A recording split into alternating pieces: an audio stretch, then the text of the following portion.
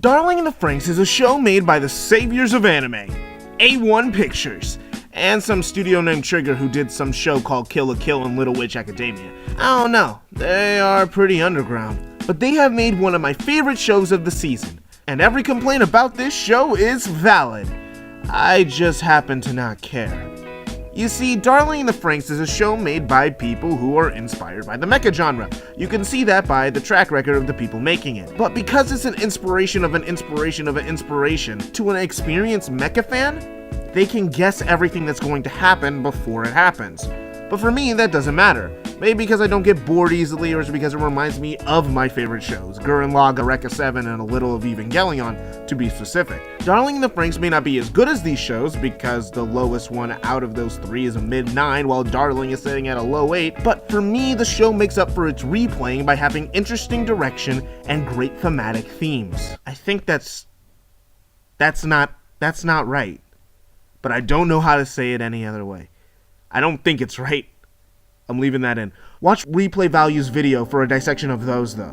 But the little changes that it does make makes the show really enjoyable. I like Hiro. Despite what he looks like, he is not a little bitch, which is an archetype that I don't really mind to begin with. Yes, he starts off the show a little self-loathing, but as soon as he gets an opportunity to actually get himself out of his self-loathing and fix his problem, he latches onto it without a second thought. He only has a little eternal turmoil for half of episode 4. If he was the wimpy character, he wouldn't have written with 02 without second guessing himself till the halfway point of the show. So even when he gets robot STDs, he still wants to fight, which makes him a mix of all three main characters from the 3 shows I mentioned earlier. And by the way, I like all those characters, including Shinji. Then there is the supporting cast, which I kinda wish to see more of and see if they go in the direction that I think that this show is heading.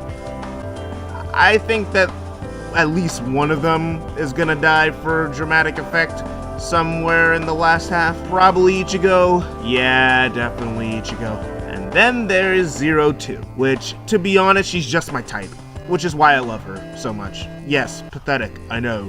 But she is a character that I want to see on screen all the time, and I don't mind when shows have the trope of the big secret guy saying cryptic stuff that we don't understand yet, because I'm the type that can wait for it to be explained later. And I can't forget about the animation and music, which I love a lot. That's all I have to say about Darling in the Franxx. It's a show that hasn't really surprised me, but I'm okay with that because I'm enjoying what I'm seeing, and media is supposed to be entertaining, so if it's doing that, I think it's doing its job.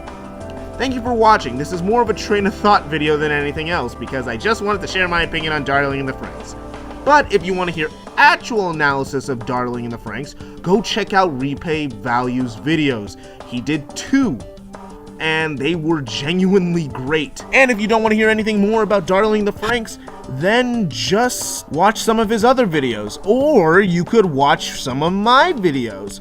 Like you could watch my Shit Fights Myriad Colors Phantom World video. That was a fun video that I made, and it's a good video to make you laugh, because I actually get really angry. Or watch some of my Anime Everyday videos that should be out by the time of this being posted. I think it will anyway. Well, if this is the last I see of you today, see you later.